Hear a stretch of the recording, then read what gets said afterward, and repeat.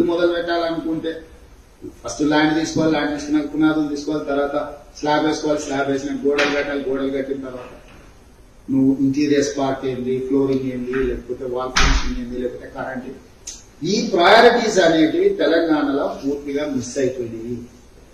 ఇవాళ మీరందరూ తెలంగాణ కావాలని కొట్లాడారు, మేమందరం కొట్లాడినాం, రకరకాలుగా జరిగింది.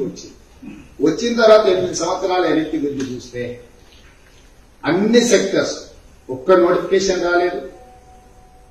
నోటిఫికేషన్లు లేకపోవడం వల్ల అన్రెస్ట్ వచ్చేసింది. రిక్రూట్మెంట్ లేకపోవడం వల్ల స్కూల్స్ మూతపట్టే. కేసీఆర్ ముఖ్యమంత్రి అయినాక 6,000 చిల్లర తండాలను గ్రామ పంచాయతీలు చేసినాను. 6,000 చిల్లర తండాలు గ్రామ పంచాయతీలు చేసి 6,000 చిల్లర స్కూళ్లు మూసేసి సింగిల్ టీచర్ స్కూల్స్ అన్ని తెలంగాణలో మూతపడ్డాయి. సింగిల్ టీచర్ స్కూల్స్ అనేటివి తండాలలో చిన్న చిన్న పల్లెల్లో ఉండే స్కూల్స్. బేసిక్ ఎడ్యుకేషన్ అక్కడ. ఇప్పుడు ఇంట్లో 3 సంవత్సరాల పిల్లగాడు ఉంటే పేరెంట్స్ పక్కూరికి 3 కిలోమీటర్ల పిల్లగాడిని తీసుకెళ్లాలంటే వాళ్ళు ఉపాధి హామీ కూలి మానేసి సంకలెట్టుకుని ఆ పక్కూరికి పోవాలి. అంటే ఇంట్లో ఒక మనిషి పిల్లలు చదివించుకోవాలంటే అక్కడికి వెళ్ళాలి. అట్లా పోలేనప్పుడు వాడు చదువు పోలేడు. వాడు హైదరాబాద్ పోవాలంటే బతకలేడు. లేకపోతే పిల్లలు చదివించుకుంటూ ఊర్లో వదిలేసి హైదరాబాద్ వచ్చి లేబర్ పని చేసుకునే పరిస్థితి. దాంతో ఊర్లో ఉండే వ్యవసాయం అనేది అసలు అర్థం లేకుండా అయిపోయింది. సో అంటే తను ఏది ప్రయారిటీ, ఈగో సాటిస్ఫాక్షన్ ఏంటి, తండాలి సార్ గ్రామ పంచాయతీలు. నేను క్లియర్ అఫీషియల్ గా రికార్డ్ చెప్పిన. ఇవి కలిసి ఉన్నప్పుడే గ్రామ పంచాయతీలు రిజర్వేషన్ కోటాల రొటేషన్ అయితే తండాలు ఉండే ఎస్టీ కూడా ఒక పెద్ద గ్రామ పంచాయతీ సర్పంచ్ అయితే పెద్ద గ్రామంలో ఉండే పెద్ద రెడ్డి కూడా వాడి ఇంటికి పోతారు సర్పంచ్ కాబట్టి. ఇప్పుడు తండాలను సపరేట్ చేసి ఎస్టీ రిజర్వేషన్ కింద అవి అయిపోయినాయి, గ్రామ పంచాయతీలు అంటే ఫ్రీ అయిపోయింది.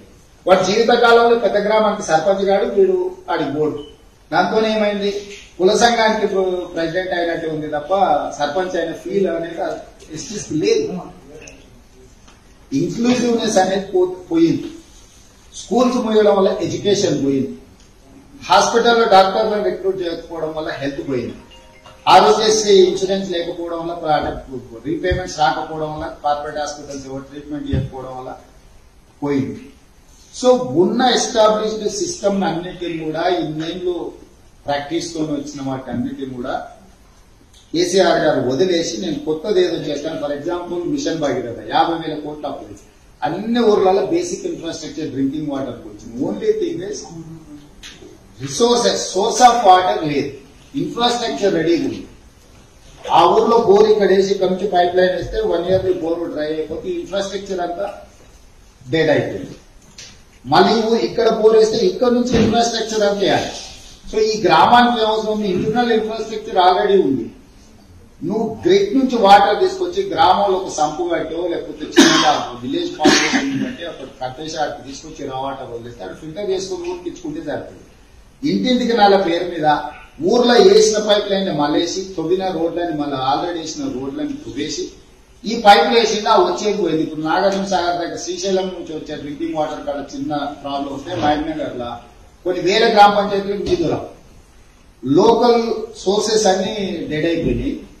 ఇలాంటి వాటర్ వస్తుందని ఈ వాటర్ ఒక్కసారి బ్రేక్ కాగానే ఇప్పుడు ఈ ఊర్లో నీళ్లు లేని పరిస్థితి వచ్చింది.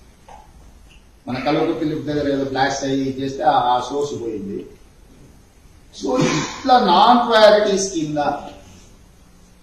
కాంట్రాక్టర్స్ ప్లానింగ్ చేసి గవర్నమెంట్ ఇచ్చి దాన్ని అప్రూవల్ తీసుకొని చేయడం వల్ల తెలంగాణ అనేది కంప్లీట్ గా అప్పుల్లో మునిగిపోయింది.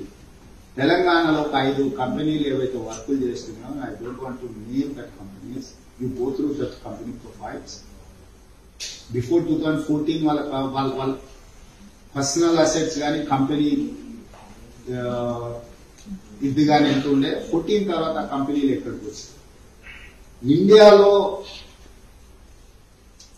పుట్ టుగెదర్ చేస్తే 1 అవుతాడు. అదర్వైజ్ వాళ్ళ ఇంట్లో ఉండే 2 డైరెక్టర్లు బిలో అంటే 50 మంది ధనవంతులలో తెలంగాణలో పనులు చేసిన కాంట్రాక్టర్లు అఫీషియల్ గా అనుకుంటే ఫోర్బ్స్ ఇండియా వీళ్ళ ప్రకారం వాళ్ళ నెట్వర్క్ కానీ వాళ్ళు.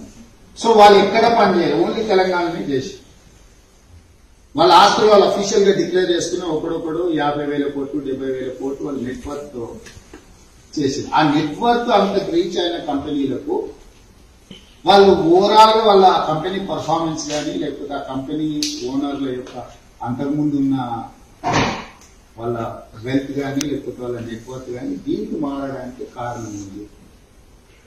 ఆ వ్యక్తులతో కేసీఆర్ కున్న అసోసియేషన్ ఉంది. రాష్ట్రం అనేది ఈ రకమైన పరిస్థితుల్లో ప్రాపర్ ప్లానింగ్ లేకపోవడము, లేకపోతే ఆయన నచ్చినట్టుగా డిస్కషన్ అనేది లేకపోవడము, దాంతో రాష్ట్రం అనేది పూర్తిగా అప్పులైపోయింది. రెండవది అడ్మినిస్ట్రేషన్. ప్రతి ఆఫీసర్ ఏం కోరుకుంటాడంటే డిస్ట్రిక్ట్ కలెక్టర్ చేయాలని కోరుకుంటాడు. ప్రతి ఆఫీసర్ ఓ జిల్లా ఎస్పీ చేయాలని కోరుకుంటాడు. వాడు ఐపీఎస్ అయ్యి వాడు ఎస్పీ అయినాక వాడు డిఐజీ అయితే డిఐజీ లెవెల్ పోస్ట్ ఎంజాయ్ చేయాలనుకుంటాడు. అక్కడి నుంచి ఐజీ అయితే ఐజీ లెవెల్ పోస్ట్ చేయాలనుకుంటాడు. ఎస్పీ ఉన్నోడు డిఐజీ అయిండు, డిఐజీ నుంచి ఐజీ అయింది. మనకి అడిషనల్ ఛార్జ్ అని అదే ఎస్పీకి 8 ఏళ్ళు కంటిన్యూ చేస్తున్నాం. ఫర్ ఎగ్జాంపుల్ రాచకొండ కమిషనరేట్ లో 8 ఏళ్ళు ఆయన ఒక కమిషనరేట్ ఏర్పాటు అయినప్పుడు వచ్చింది. ఆయన అడిషనల్ డీజీ అయిన ఇంకా still is continuing that post. 8 ఏళ్ళు అంటే ఎవ్రీ 2 years ఒక ఐపీఎస్ ఆఫీసర్ ని ట్రాన్స్ఫర్ చేయాలి.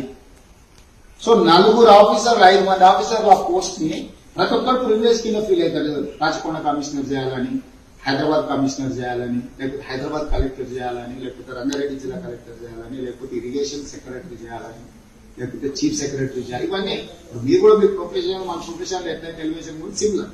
సో అది జరగడం లేదు. ఒక 3 ఐపీఎస్ లో ఒక 4 ఐఏఎస్ 7 మంది కలిసి తెలంగాణలో ఉన్న అన్ని ఇంపార్టెంట్ పోర్ట్ఫోలియోస్ వాళ్ళ దగ్గర ఉన్నాయి. సోమేష్ కుమార్ చీఫ్ సెక్రటరీ, ఆయన సర్వీస్ లో 8 years బ్రేక్ ఉంది. ఆయన వీఆర్ఎస్ అప్లై చేసుకుని బయటకు వచ్చి ఎన్జిఓ ఆర్గనైజేషన్ పనిచేసాడు, ప్రైవేట్ కంపెనీలో పనిచేసాడు. అసలు అతన్ని ఏ రకంగా తీసుకున్నా కూడా is not eligible for that post.